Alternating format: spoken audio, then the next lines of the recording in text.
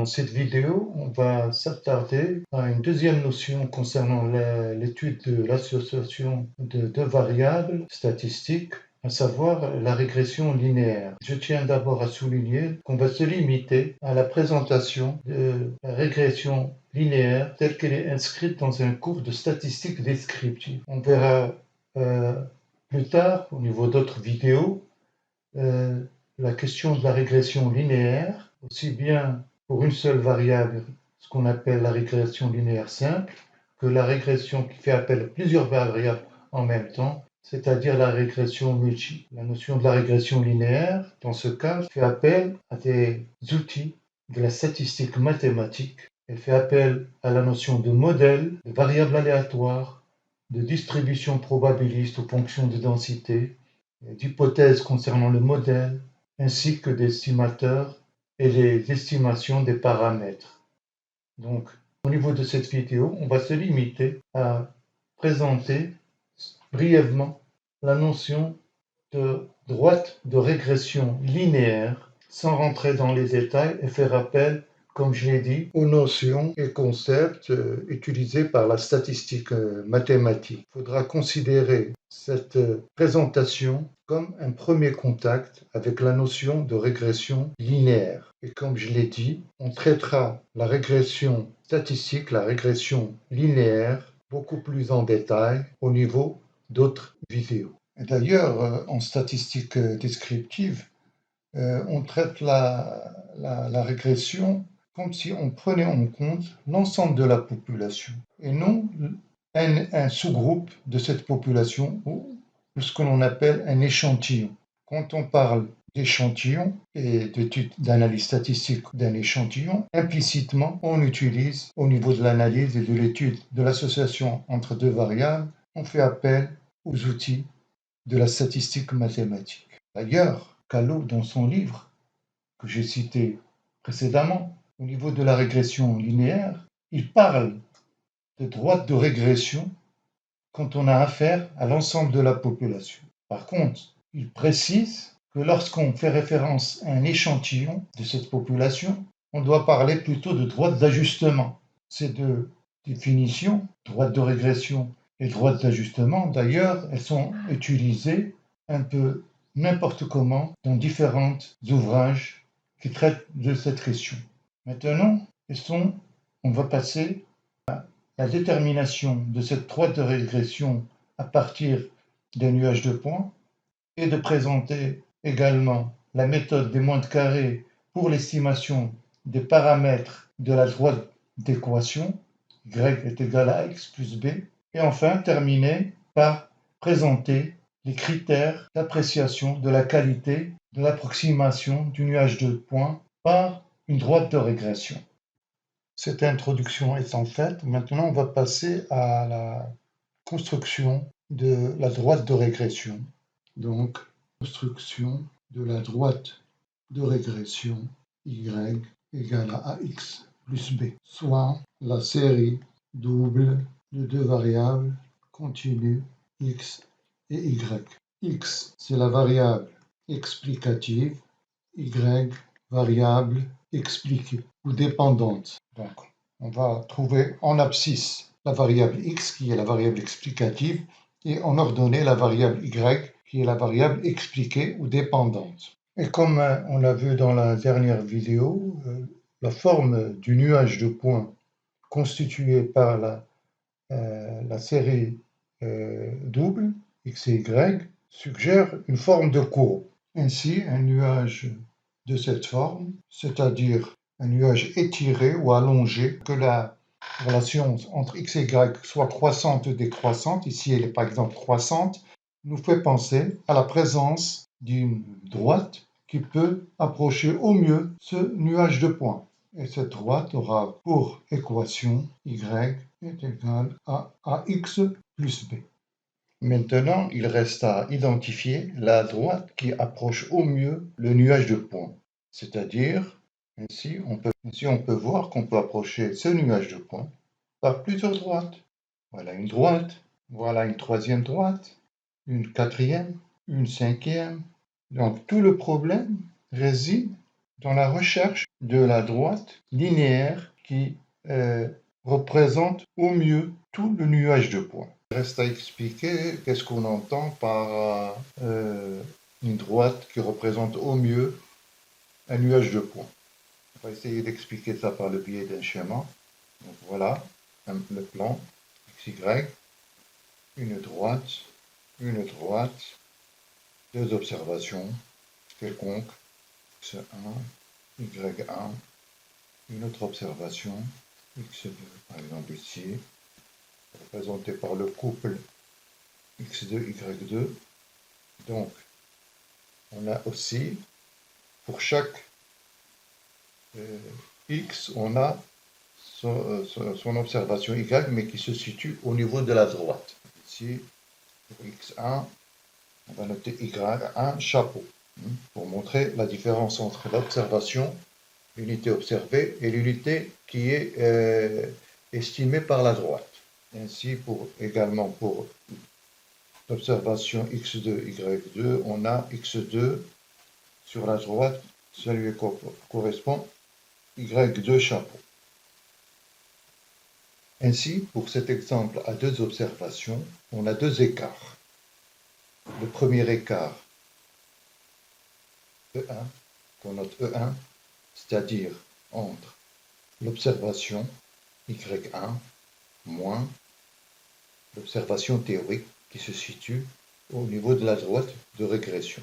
Et on a un deuxième écart, bon, voilà le premier écart, et on a un deuxième écart, E2, qui était pour la deuxième observation, Y2 moins Y chapeau 2.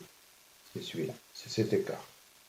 Donc le principe de la méthode est que la somme de ces écarts soit la plus petite possible. Par exemple, si on prend une autre droite, on va calculer d'autres écarts et on va choisir celle qui a la somme de ces écarts la plus petite. Et ainsi, on trouve ce que l'on appelle la droite de régression qui représente au mieux ce nuage de points. Comme vous le voyez, si on fait la somme de deux écarts, par exemple, pour l'exemple de ces deux observations, l'écart E1, il est négatif et l'écart E2, il est positif. Et donc, si on fait leur somme, on va perdre l'information de la somme des écarts en termes absolus, pour pouvoir comparer les écarts de l'ensemble des droites et choisir laquelle de ces droites a la somme des écarts la plus petite. Donc il faut rester en termes absolus, en termes positifs. Alors, c'est-à-dire que les écarts négatifs vont compenser les écarts positifs et peut-être que la somme de ces écarts va être nulle. Et bon, au niveau de plusieurs droites, on peut trouver que tous les écarts sont pour certaines droites, on peut trouver que la somme des écarts est nulle. Donc on ne peut pas comparer laquelle représente au mieux, en termes d'écart, le nuage de points. C'est pour ça qu'on a recours le plus souvent à soit utiliser la valeur absolue de ces écarts, et donc on fait la somme des valeurs absolues de tous les écarts, ou bien on élève au carré chaque écart pour que tous les écarts soient positifs, et donc leur somme sera positive. Et ainsi, on pourra comparer différentes sommes d'écarts et choisir la somme des écarts la plus petite. On vient de voir un peu le principe de la méthode des moindres carrés, c'est-à-dire qu'elle recherche les paramètres A et B de la droite de régression qui impliquent une somme de carrés des écarts la plus petite possible. Donc, on présente un peu dans ce qui suit la méthode des moindres carrés pour l'identification des valeurs des paramètres A et B de la droite de régression. Donc, méthode des moindres carrés, par l'abréviation qu'on note aussi, MCO. Soit la série double, X1, Y1, XI, YI, XN, YN. Donc, on place ces observations au niveau d'un plan à 2 dimensions, soit par exemple un nuage de points étiré, qui peut suggérer l'existence d'une droite de régression linéaire. Ce nuage est traversé donc par une droite linéaire, soit un point xi quelconque, un nuage de points, yi, donc xi, yi, donc il se trouve à ce niveau. Et donc, on a y chapeau est égal à AI, y chapeau i, pardon, AXI plus b. Donc le y chapeau se trouve sur la droite, et donc l'écart, par exemple pour ce point, est égal à EI, c'est quoi? L'écart, c'est ça l'écart, EI, égal à quoi? Égal à YI, l'observation, la valeur observée pour la variable Y, moins Y chapeau I, moins Y chapeau I. Et donc on a n écart, donc on a n écart entre valeur observée et valeur qui se trouve sur la droite. Donc le principe de la méthode des moindres carrés, principe de la méthode des moindres carrés, MCO, c'est la minimisation de la valeur suivante, de la quantité suivante, sigma, la somme pour i variant de 1 jusqu'à n des EI au carré, comme je l'expliquais tout à l'heure. On va prendre le carré, c'est-à-dire égal à la somme de i variant de 1 jusqu'à n entre la valeur observée et la valeur qui se trouve, la valeur observée de la variable y et la valeur qui se trouve sur la droite de régression au carré. L'objet serait de minimiser cette, voilà l'objet et le principe de la méthode de moindre carré, c'est la minimisation de cette quantité. Mais comme on le voit, cette quantité va dépendre des paramètres A et B de la droite de régression. En effet, x et y, ce sont des données observées, elles sont connues, leur valeur est connue. Donc les inconnus qui restent à déterminer pour cette fonction, c'est A et B. Comme si on avait une fonction à deux variables, A et B. L'objet serait d'avoir le minimum de cette fonction qui dépend de deux variables A et B, ce sont des paramètres A et B, et donc ce qui va nous permettre de trouver la somme des carrés des écarts minimales.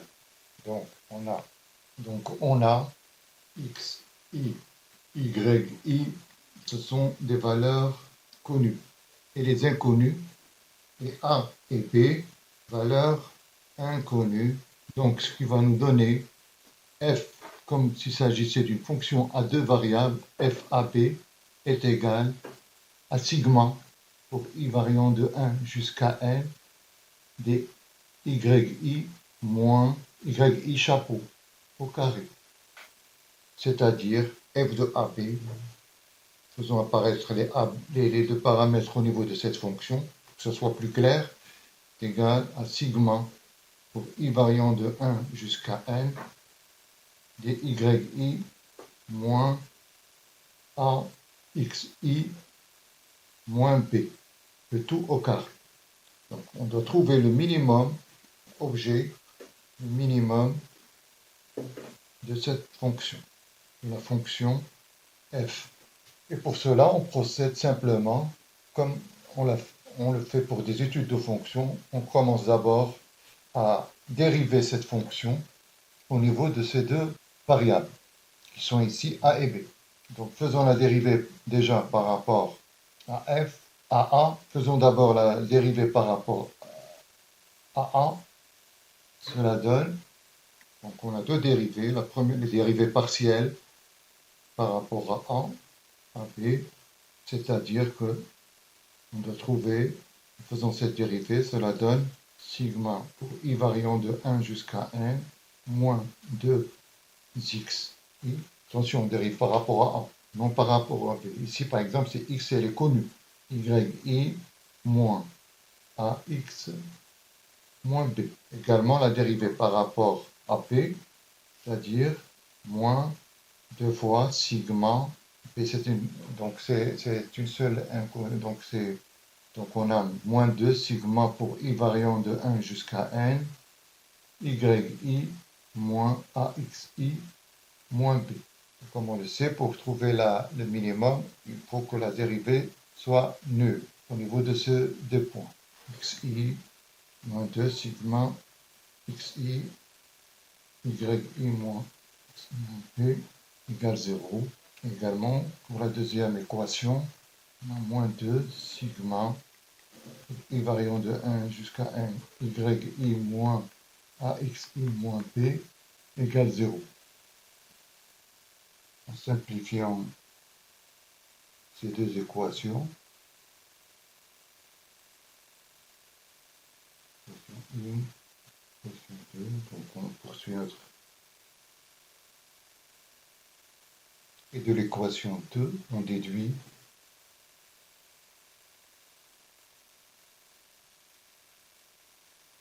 donc B égale Y bar moins A X bar.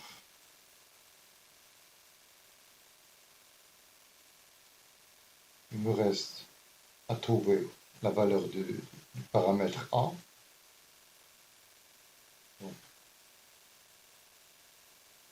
à partir de l'équation 1 et du résultat 3, on remplace P par sa valeur qu'on a trouvé Y bar moins A X bar multiplie sigma dxi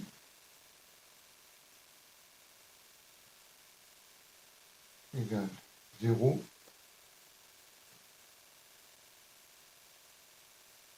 c'est-à-dire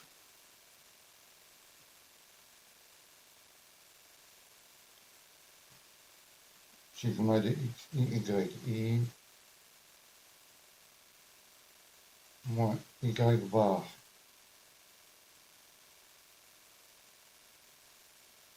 moins n y bar x bar moins a sigma dxi au carré 1 jusqu'à n moins n x bar carré égale à 0. On poursuit notre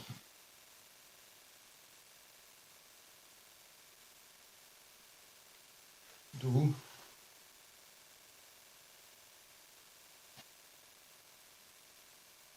un point sigma de xi au carré moins n x bar au carré est égal à sigma de xi yi pour i variant de 1 jusqu'à n moins n y bar x bar. Et on remarque ici, on met n en facteur égal, pour le second membre, on met également n en facteur, sigma dxi yi pour i variant de 1 jusqu'à n, le tout sur n moins x bar y bar. Donc en simplifiant par n, on a la valeur de A égale à sigma dxi yi jusqu'à n, le tout sur n moins x bar y bar sur sigma dxi au carré sur n moins x bar au carré. Or ça, ce n'est que l'expression au niveau du numérateur, on a la covariance. On a vu que la covariance peut s'exprimer de cette manière, donc cov de x, y sur, et le dénominateur, l'expression de la variance. La moyenne des carrés moins le carré des moyennes. Donc voilà un peu la valeur de A. On arrange tout ça déjà. Donc on a trouvé la valeur de A par la méthode des moindres carrés, la valeur des paramètres A et B. On va noter cov de x, y sur variance de x, et pour le second paramètre B0 égale à y bar moins A0 x bar, c'est-à-dire y bar moins la covariance de x, y sur variance de x que multiplie x bar. Voilà un peu le résultat donné par la méthode des moindres carrés pour l'identification des deux paramètres de la droite de régression A et B. Maintenant qu'on a trouvé que A0 est égal à la covariance de xy sur la variance de x, et également que B0 est égal à y bar moins A0 x bar, au niveau de ces deux points, la dérivée est nulle, et donc le point A0, B0 est un extrémum de la fonction f, de f. Maintenant, il faut montrer que ce point, c'est un minimum. Et pour cela, il faut qu'il vérifie que la dérivée seconde soit positive. C'est-à-dire que la dérivée première, la dérivée tout court, soit croissante. C'est ce qu'on va montrer. Deuxième condition, dérivée seconde, cette dérivée doit être positive. Essayons de le montrer. Bon, on a déjà trouvé que la dérivée première par rapport à A est égale à moins 2 sigma dxi pour i variant de 1 jusqu'à n de yi moins a xi moins b. Donc, la dérivée seconde par rapport à A est égale de sigma dxi au carré. Donc ce nombre est toujours positif, quel que soit xi. Donc il est positif, donc quel que soit i variant de 1 jusqu'à n. Également, pour la dérivée première par rapport à b, qu'est-ce qu'on avait trouvé? Je rappelle ici, a, b, ce sont des variables. Hein. Donc, la dérivée première, on avait trouvé que elle est égale à moins 2 sigma pour i variant de 1 jusqu'à n, yi moins axi moins b. Et donc, la dérivée seconde par rapport à b est égale à 2n, qui est également positif. Donc, on a vérifié que la dérivée seconde est bien positive. Donc, en conclusion, le point A0, B0 est un minimum de la fonction f. Ainsi, on a démontré les deux conditions pour que le point soit un extrémum, à savoir que d'abord la dérivée première soit nulle en ce point, et seconde condition, la dérivée seconde doit être positive, c'est-à-dire que la dérivée doit être croissante. Et ainsi, on a terminé avec les conditions pour trouver les paramètres A et B de la droite de régression qui s'ajustent au mieux au nuage de passion. Maintenant, reste un petit problème. Une fois qu'on a les paramètres, on a la spécification de la droite de régression avec la valeur de ces paramètres, reste à savoir quelle est la qualité de cet ajustement du nuage de points par le biais d'une droite de régression. Est-ce que c'est une bonne représentation ou bien c'est une représentation assez quelconque et qui est loin de représenter le nuage de points. Pour cela, on a recours à ce qu'on appelle le coefficient de détermination. Donc, avant de passer à la formulation, déjà corrigeons un petit oubli, c'est bien x bar ici, hein, x bar. Maintenant, on passe à la formulation du coefficient de détermination.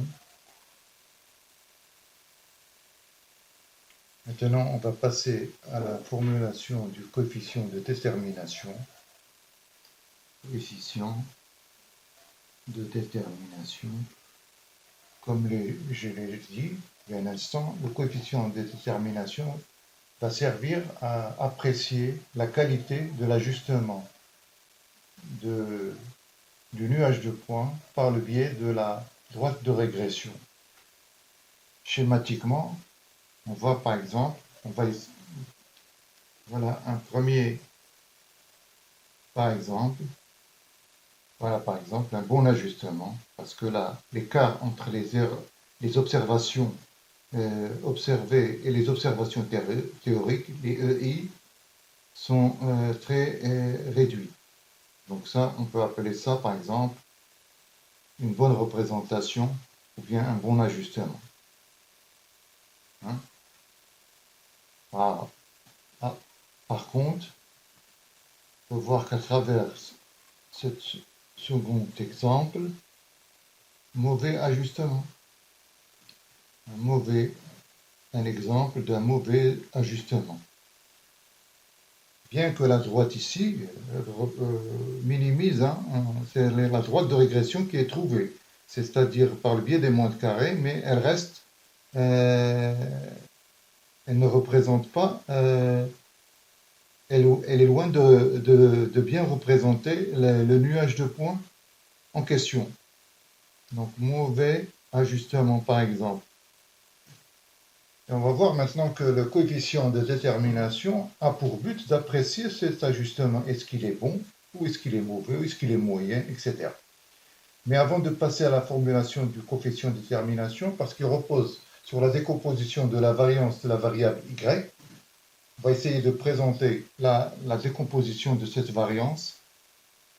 Donc on a la variance, la somme, pardon, on va se limiter uniquement à la somme des écarts par rapport à la moyenne de la variable y.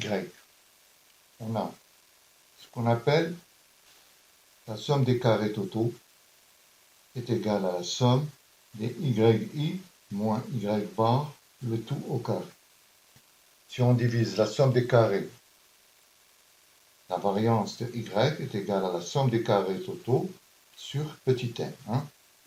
Donc si on décompose la somme des carrés en deux parties, en introduisant la valeur observée au niveau de la droite de régression, on a somme des yi moins y bar au carré est égale pour i variant de 1 jusqu'à n est égale à la somme des carrés des yi moins y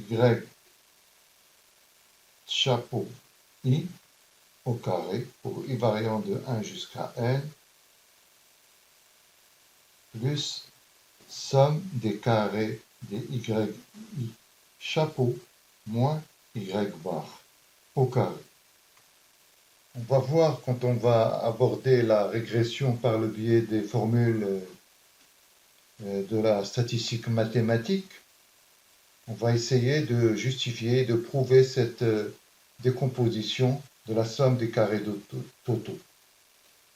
Ainsi, donc on retient uniquement la formulation et on voit que la somme des carrés totaux est égale à la somme des carrés. Et on voit ici que la somme des carrés totaux, c'est-à-dire sigma pour i variant de 1 jusqu'à n, y moins y bar au carré est égal à quoi?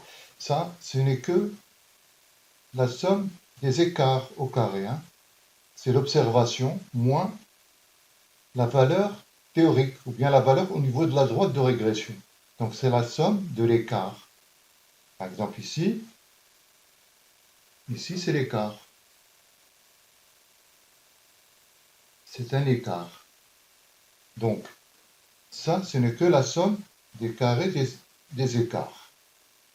Pour i variant de 1 jusqu'à n, plus, ici, c'est la moyenne, ce qu'on appelle la somme des carrés des valeurs observées moins la moyenne, c'est-à-dire la somme des carrés expliquée par le modèle. Donc, plus sigma de yi chapeau pour i variant de 1 jusqu'à n moins y bar. Ce que l'on nomme est donc exprimé donc par la somme des carrés totaux est égale à la somme des carrés, disons, des erreurs, des écarts, qu'on va noter somme des carrés somme des carrés de régression, par exemple, c'est la somme des carrés des erreurs, moins la somme des carrés expliquée par le modèle. D'accord? Et donc voilà un peu la décomposition de la somme des carrés totaux en somme des carrés de régression. Je vais noter tout ça, somme des carrés. C'est la somme des carrés expliqués par le modèle. Somme des carrés R est égale à la somme des carrés des écarts ou bien des erreurs. Des erreurs. Et la somme SCT, c'est la somme des carrés totaux. Voilà, donc là, on a vu que, donc, avec cette décomposition de la somme des carrés totales, on va essayer de définir ce qu'on attend par coefficient de détermination. Le coefficient de détermination est défini ainsi. On note R2. Donc R2, le coefficient de détermination, est égal à la somme des carrés expliqués par le modèle sur la somme des carrés totaux. Pour i variant de 1 jusqu'à n, bien sûr, i variant de 1 jusqu'à n de la somme des carrés. Et on voit que par construction, R2 est toujours, le coefficient de détermination est toujours positif, c'est le rapport de deux quantités positives, et que par construction, il est supérieur à 0, il est inférieur ou égal à 1. Parce que, en fait, c'est quoi? R2, c'est quoi? C'est la somme des carrés expliqués par le modèle sur la somme des carrés totaux. C'est pour ça que on peut en déduire qu'il est compris entre 0 et 1. Il est positif et il est inférieur à 1. Maintenant, quand est-ce qu'on va dire que l'ajustement fait par l'ajustement déduit par la droite de régression qui est trouvé, est-ce que cet ajustement il est bon ou mauvais? Voyons maintenant un peu la décomposition. Essayons d'utiliser la décomposition de la somme des carrés totale. On voit que la somme des carrés, on a vu que dans la somme des carrés totale est égale à la somme des carrés des erreurs, que je note SCR, plus la somme des carrés totaux. Donc, R plus la somme des carrés expliqués. Et donc, somme des carrés expliqués peut être égale à la somme des carrés totales moins la somme des carrés de régression. Et donc, en remplaçant la somme des carrés expliquée dans la formule, on obtient pour R2 est égal à la somme des carrés totaux moins la somme des carrés de régression des erreurs sur la somme des carrés totale est égale à 1 moins somme des carrés de régression sur somme de carrés totale. Et cette expression, cette seconde expression du coefficient de détermination, nous facilite un peu l'interprétation.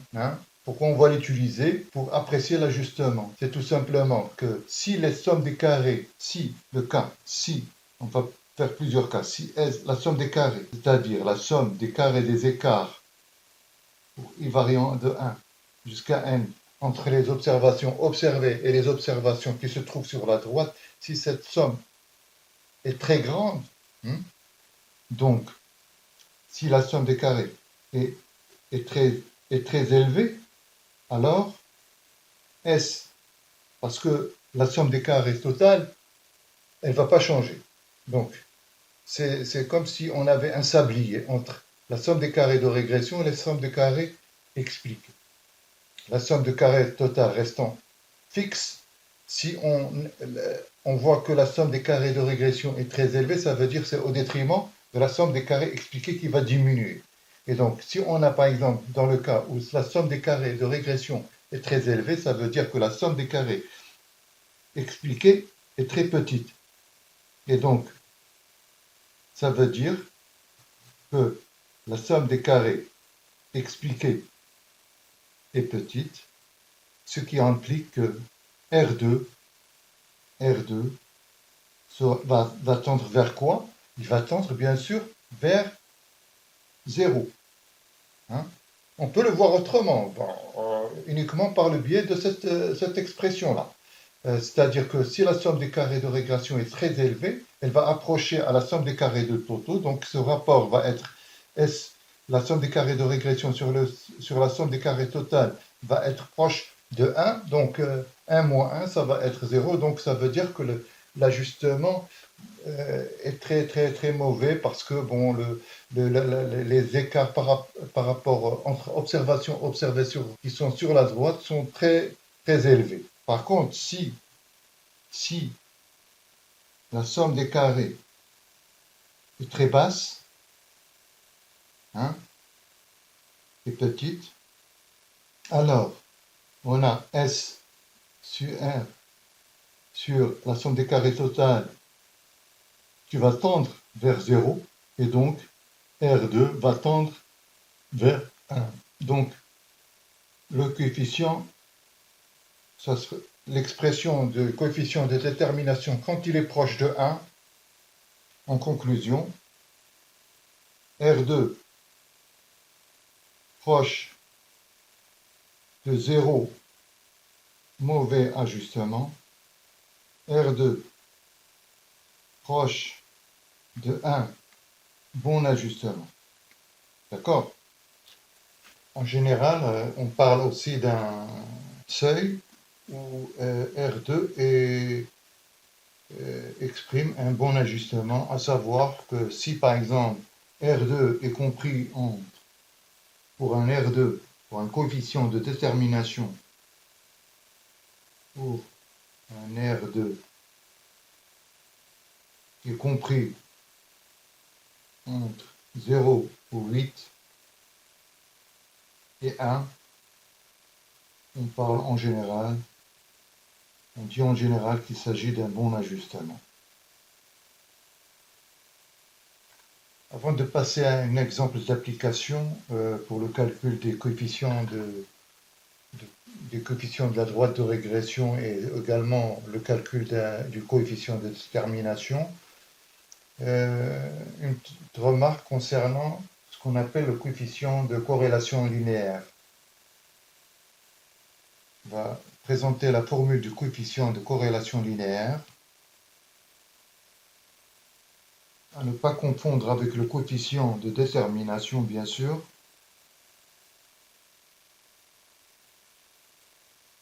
Si vous vous rappelez, au niveau de la présentation de la covariance, on avait dit que la covariance est exprimée simplement si l'évolution elle est positive c'est-à-dire croissante entre deux variables, ou s'il est négatif, c'est-à-dire décroissante entre deux variables x et y. Mais on ne pouvait pas apprécier l'intensité de cette relation, si elle est forte ou bien si elle est faible.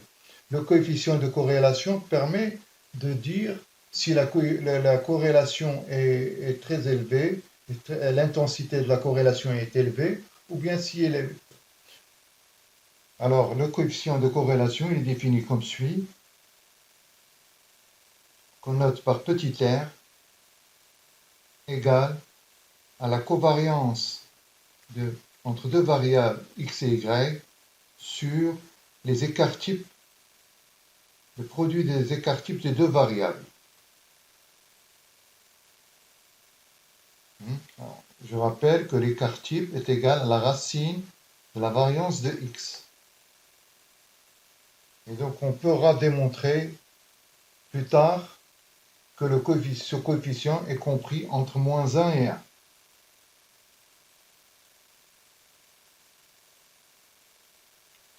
En valeur absolue, le coefficient de corrélation est proche de 1, cela veut dire que l'intensité de la relation est très forte. Par contre, s'il est R, le coefficient de corrélation est proche de 0, ça veut dire que la corrélation est faible entre les deux variables.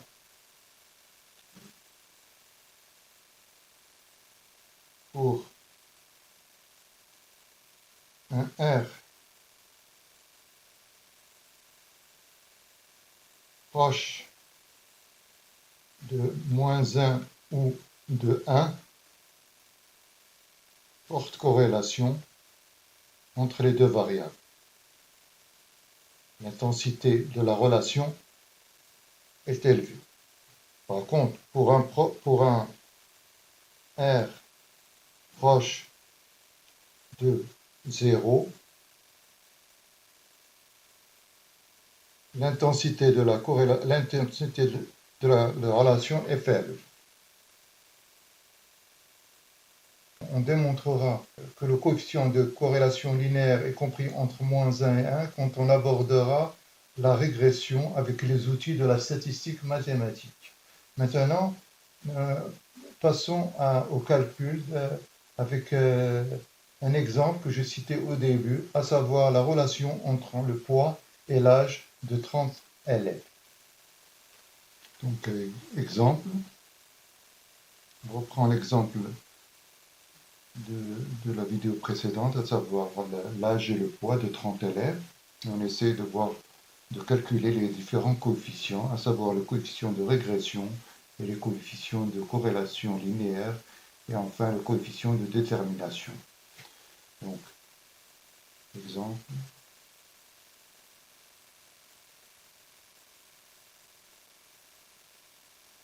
Donc, on reprend l'exemple de la vidéo précédente. Et calcul des coefficients de régression A et B de la droite, de R2, c'est-à-dire le coefficient de détermination, et du petit r, à savoir le coefficient de corrélation. Donc on reprend le tableau de l'exemple précédent, les calculs que j'avais déduits d'Excel.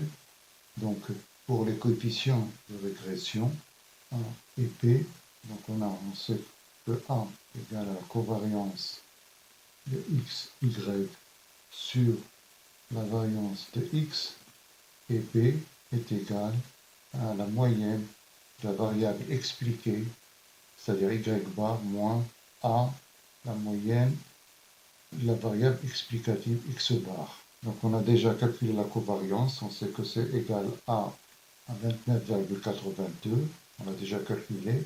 Pour la variance de x, bon, on prend la moyenne des carrés au niveau du tableau, c'est-à-dire cette quantité, x bar au carré, et qu'on divise par 30, c'est-à-dire on va prendre 787,082 que je divise par 30, moins la moyenne qu'on a déjà calculée est égale à 161,87, le tout au carré. cela donne une variance égale à 4,2. Bon, on peut trouver des chiffres, des nombres différents à cause des arrondis. Donc, à ce niveau-là, on a déjà maintenant, on peut calculer A. Donc, A est égal à la covariance sur la variance de X. Donc, ça donne 29,82 que je divise par 34,2. Donc, le coefficient de A est égal à 0,87. Pour le P, on prend les moyennes, et donc on a égal à la moyenne de Y, 54,27, moins le coefficient A que je multiplie par la moyenne X, c'est-à-dire la moyenne des tailles, 161,87, ça donne pour un P égal à moins 86,55. Donc notre droite de régression est égale à 0,87x moins 86,55. Voilà. Donc ça c'était pour les deux coefficients A et B. Donc on a pu tirer la droite de régression, le coefficient de la droite de régression. Maintenant on va calculer le coefficient de détermination R2, coefficient de détermination R2 qui est égal, je rappelle la formule, somme des carrés expliquée par le modèle sur la somme des carrés totaux, ou bien égal à aussi 1 moins la somme des carrés la somme des carrés des écarts, que j'ai noté SCR, sur la somme des carrés totaux. Donc, il nous faut les données suivantes. Il nous faut la somme des carrés totaux. On va déduire de la variance de Y qu'on doit multiplier par l'effectif. Est égal, je prends la variance de Y, c'est-à-dire je prends variance de Y et que je dois multiplier par le nombre d'élèves, c'est-à-dire 30. Et j'obtiens, je vous laisse le soin de faire le calcul parce qu'on a les données des y au carré, on les a au niveau du tableau et on obtient pour une variance de y de 28,86. D'accord? Donc ça c'est la somme des carrés totaux. Reste à calculer la somme des carrés des écarts.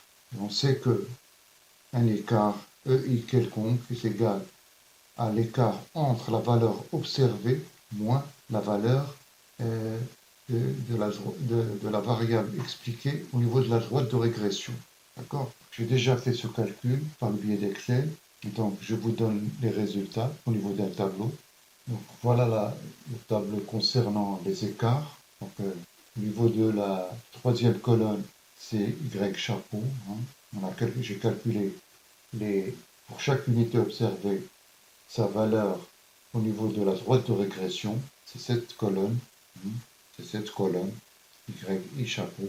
Et donc, après, j'ai calculé l'écart entre la valeur observée, c'est-à-dire Y, c'est-à-dire 50, moins 52,65, par exemple pour la première unité ici, ça donne un écart de moins 2,65, que j'ai élevé au carré, ça donne 7,02. D'accord? Et donc, je prends la somme de tous ces écarts au carré, et j'obtiens une somme des écarts des carrés de 82,29. Donc, la somme des carrés.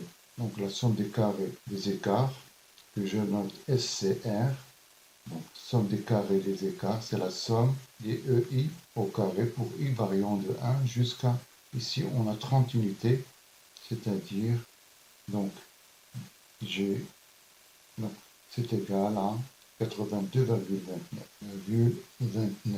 Voilà la somme des carrés des écarts. Donc, en prenant cette formule, je prends cette formulation du coefficient de détermination, donc on a R2 est égal à 1 moins la somme des carrés des écarts, c'est-à-dire 82,29, que je divise par la somme des carrés totale qu'on a trouvé il y a un instant, 865,8,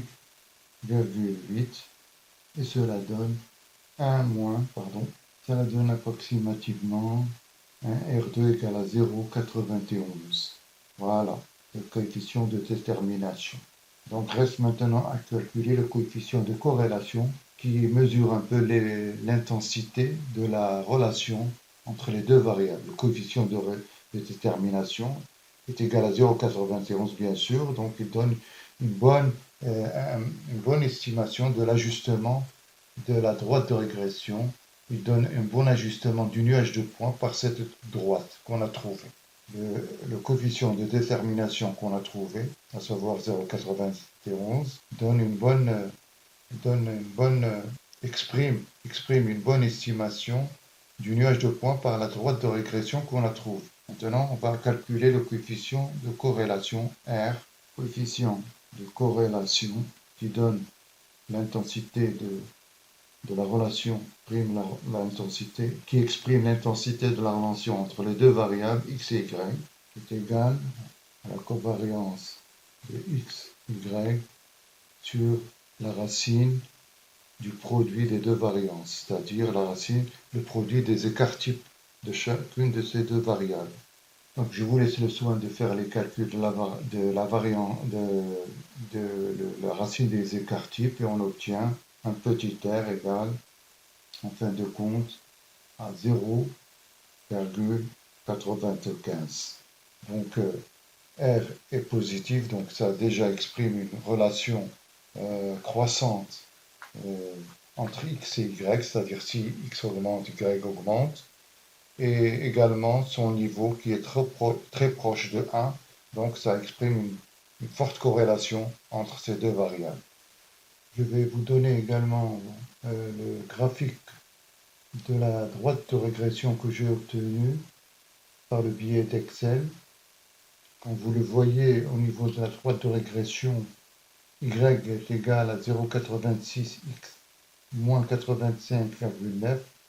Vous remarquez qu'il y a des différences entre ces coefficients, une légère différence entre ces coefficients et les coefficients qu'on a obtenus. Bon, c'est à cause des arrondis qu'on a fait successivement. Voilà un peu ce qui achève cette deuxième partie du chapitre concernant l'analyse conjointe de deux variables statistiques.